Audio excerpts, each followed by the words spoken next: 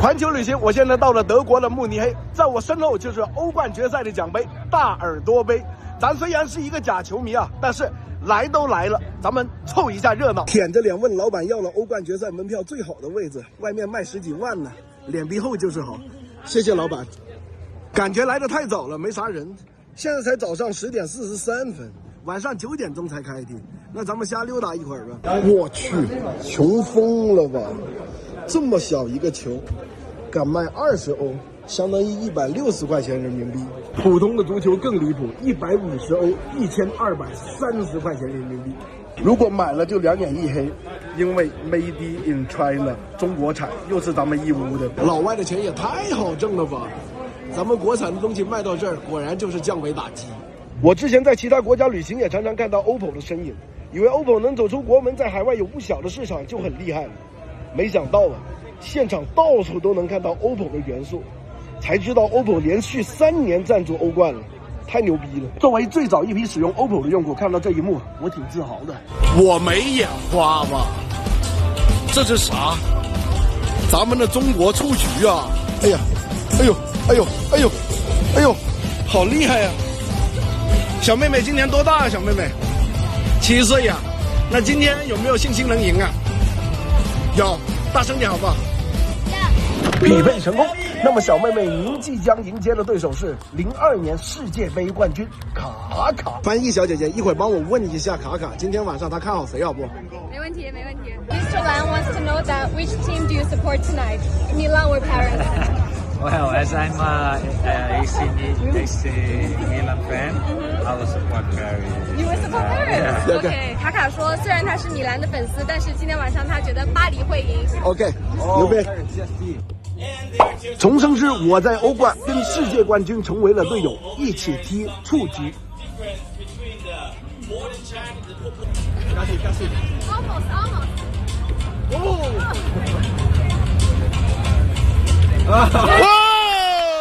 这次还带了咱们的小女足来到慕尼黑踢蹴鞠，小女足教卡卡踢蹴鞠，真是太厉害了！给你们看我刚才用欧冠赛场影像官方专用机 OPPO Find X8 Photo 拍的照片，它的 HDR 超清实况照片，帧帧都清晰。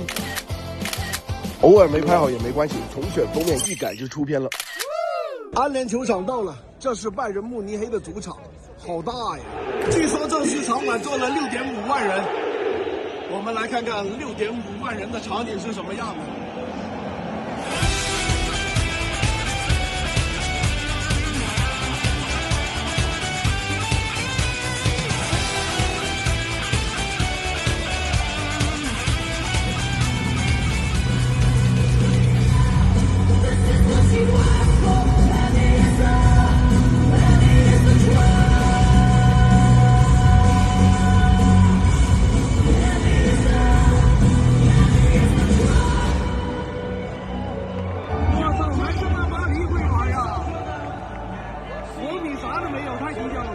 在气势上，国米好像不太够了。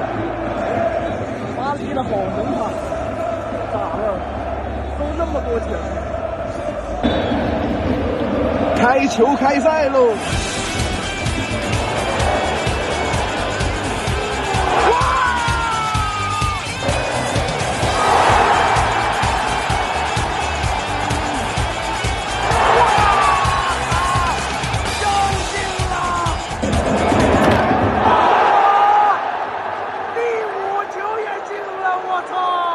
巴黎的球迷彻底疯狂了，而且我是不是坐错区了？这边怎么一点动静都没有？好像全是国米的球迷，我不会被打吧？恭喜巴黎5-0赢得比赛，国米的球迷也别难过，别伤心，毕竟比赛第2，友谊第1嘛。现在有一个比你们更难过的，应该是一个坐在电视机前的黑人，那个人叫姆巴佩。估计很快就会哭晕在厕所里面，因为坐在家里面身价就掉了。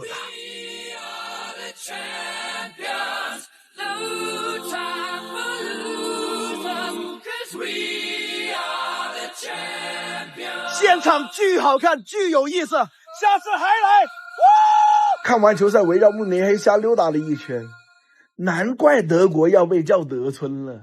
这边基本没什么高楼大厦，都是平凡，最高也就是3-4米见，跟澳大利亚一样，但感觉比澳村更老更破旧，而且本地人穿着十分的低调，看起来特别扎实，都是冷色系，要么黑要么白要么灰，跟隔壁巴黎反着来，那边花里胡哨的，巴不得让所有人知道自己是有钱人似的。但大家别忘了，德国是整个欧洲经济最强的一个国家，就这短短几十年把1战2战欠的钱全还了，前1-2年还成为第3大世界经济体。再体验一下德国的地铁是怎么样的，这边都是自觉买票，没有检票闸口。我这个地铁逛了一圈，看到基本都是逃票的，没几个自觉买票的。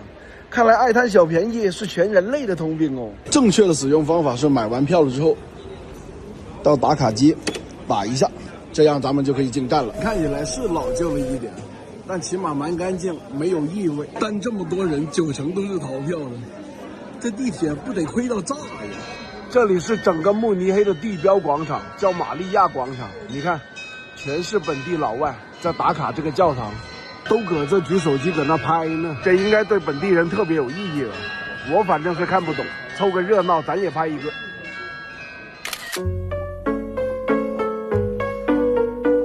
我就说我瞅着建筑群还有上面的雕刻咋那么眼熟，这不就是我小时候玩过的单机游戏《鬼泣5》吗？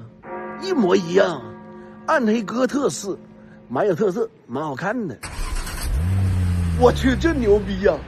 出租车全是奔驰，公交大巴也是奔驰，警车是宝马，连送货的面包车都是奔驰，不愧是汽车工业大国。长知识了，我还没坐过奔驰的出租车呢，体验一下。我勒个豆，以后都不想体验了。这表跳的比我心跳还快，每跳一次就2块钱人民币。就我们谈笑风生之间，10块钱人民币已经没有了。低头玩一下手机，100块钱不见了。都到德国了，肯定要整点正宗的本地美食了。这家店据说是本地人最爱来的，尝一下。这餐厅是在地下室里面的，装修还蛮有特色，全是本地老外在吃，这应该不踩雷吧？第一道菜土豆汤，这个是他们的德国特色碱水面包，跟个天津麻花似的。哇，德国人做菜放那么多盐吗？啊，我一开始以为面包上面放的是芝麻，整半天这是盐呐，那么大力的颗盐，能不咸吗？第2道德国名菜炸猪扒，这看起来有点像咱们广式烧肉啊。鱼脆，肉嫩，用料扎实，口感也不错，嘎嘎好吃。德国香肠也很出名啊。这个还是蛮香的。搁德国啥都可以不吃，但这个肘子一定要尝一下。而且我发现德国人好喜欢吃土豆啊，基本每一道菜都要配一个土豆。哦，好香啊，嘎嘎好吃。再尝一下它焦的这一边，哇，好脆，好香，好嫩啊，好吃到臭耳光都不放手。吃了1000块钱人民币啊。贵是贵了一点，但味道的确不错。再租辆车，环游整个德国。在德国肯定是要租个奔驰开一下了，这边租车也便宜，敞篷的奔驰，700块钱人民币一天，而且还是个新车嘞。搁法国这不得7000呢？去飞！先开2个小时热热身，到第1个景点打打卡。这就是德国最出名、最著名的景点之一。新天鹅堡还是个人工木雕的景区地图，蛮少见的。咱先去这个网红打卡点打个卡。哇，童话故事如果是真的话，这些王子公主应该就住在这个城堡里面了吧？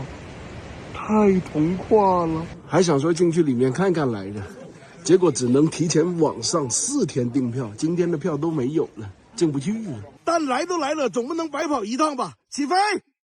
如果晚霞绕过火车，等着恋人就能猜完彼此情话。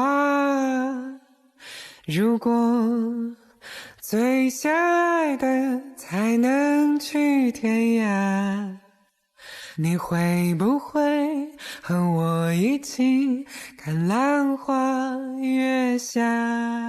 再开200公里来看奔驰博物馆，门票130块钱人民币。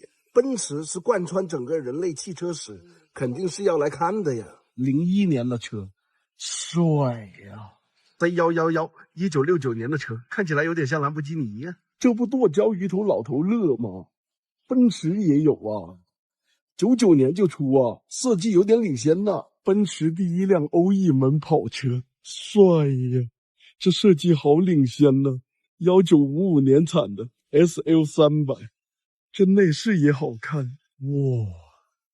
奔驰的 F1 赛车，全车全碳，太牛逼了！这是世界第一辆汽车，1886年产的，这个应该就是驾驶位了。这是车头灯，而它的发动机只有1匹，最高时速只能开到18。1885年，世界第一个发动机，也是世界第一辆摩托车，牛逼呀！这个更牛逼，世界第一辆汽车，1902年产的，虽然看起来有点像拖拉机，但是挺豪华的。哦，原来车喇叭的由来以前真的是一个喇叭呀！这些复古车真的好看，线条巨完美，哪怕是现在开出去，我感觉也巨拉风。不坑啊，值回票价，蛮有意思的，值得来。刚到科隆就给我看傻眼了，整一条桥全是同心锁，什么型号什么年份都有，找了一大圈。这个应该是最古老的吧，这个锁孔还有这个锈迹很开门呐，最低有100来年呢。还有密码锁，你俩多大的孽缘呢？咋还有人绑个地雷在这儿啊？这是啥锁啊？不得狠狠的锁死一辈子啊！世界3大教堂之一，德国科隆大教堂建了632年，从1248年建到1880年才完工。这是什么概念呢？就是从咱们的南宋建到了晚清才完工，多牛逼呀！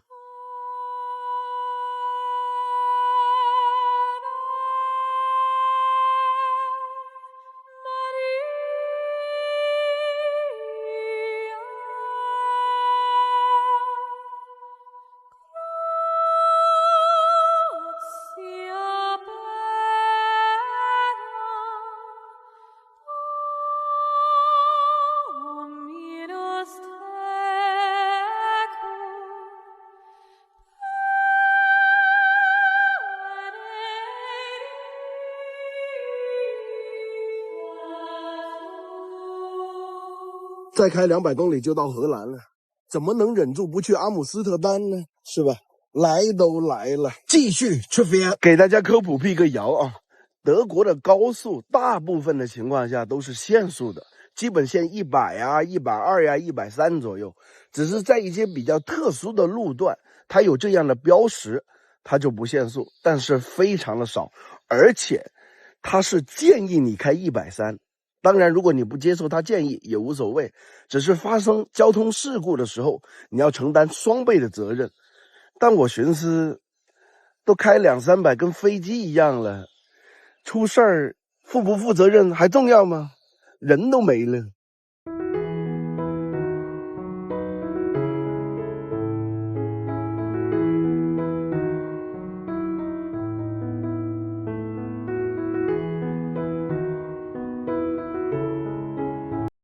门票160块钱人民币，真的好好看，好梦幻啊，跟童话故事里面一模一样。1738年建成，200多年过去了，这还是个古董哎，质量挺好的，还没塌呢。里面没什么特别的，就是一些风力模仿的装置，咱们打个卡就走。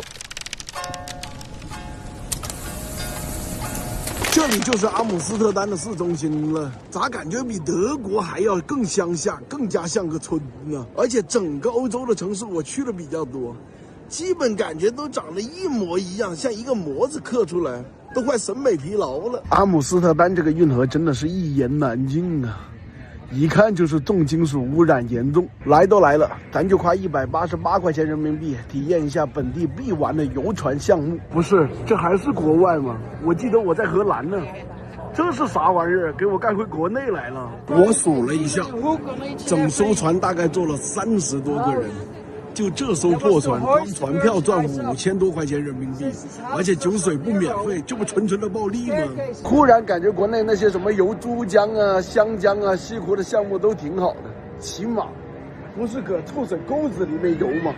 冤种！其实我到了阿姆斯特丹只是为了一件事，就是见识一下被世界称为欲望之都的地方会是什么样子。这里就是整个荷兰最出名的红灯区。德瓦伦大街，